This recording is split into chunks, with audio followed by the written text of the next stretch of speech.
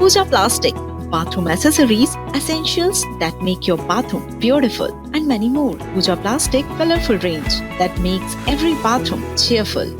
श्योपुर की विजयपुर विधानसभा सीट से कांग्रेस विधायक मुकेश मल्होत्रा को सुप्रीम कोर्ट से बड़ी राहत मिली है। देश की सर्वोच्च न्यायालय ने मुकेश मल्होत्रा की विधायकी को बरकरार रखते हुए मध्य प्रदेश हाईकोर्ट के आदेश पर स्टे दिया है।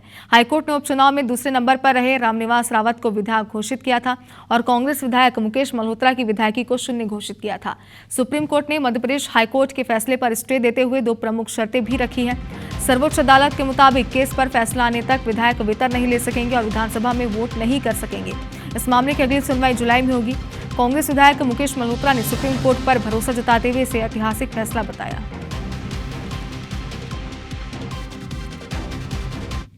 जो मेरे पे पूर्व मंत्री पूर्व विधायक जो रामनिवास रावत जी आरोप लगा रहे थे कि हमने कोई केसेस छुपाए हैं, लेकिन हमने कोई केस नहीं छुपाए। ये पूरे उसमें दर्ज है।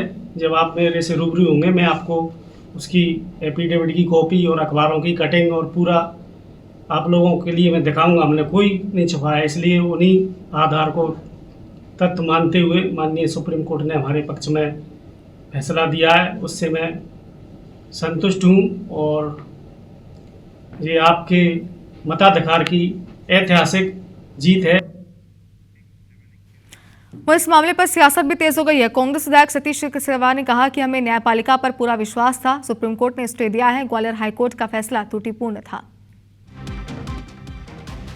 आम आदमी, गरीब आदमी इस देश में न्याय के आधार पर जिंदा है और जिस सबको उम्मीद थी कि न्याय कहीं ना कहीं मिलेगा। निश्चित रूप से पूरे क्षेत्र में, पूरे प्रदेश में इस निर्णय की सराहना हो रही है कि निर्णय सही हुआ है, उचित हुआ है। और जिस प्रकार का निर्णय था वो उस पर किसी के गले नहीं उतर पा रहा था।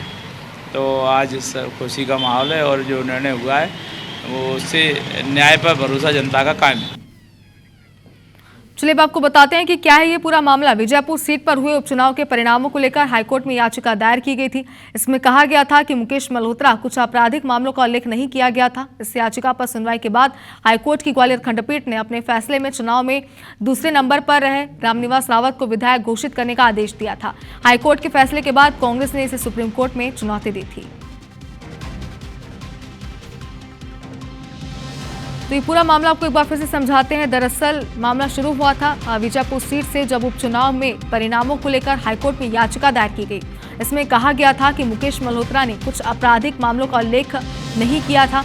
इस याचिका पर सुनवाई के बाद हाईकोर्ट की ग्वालियर खंडपीठ ने अपने फैसले में चुनाव में दूसरे नंबर पर रहे रामनिवास रावत को विधायक घोषित करने का आदेश दिया था।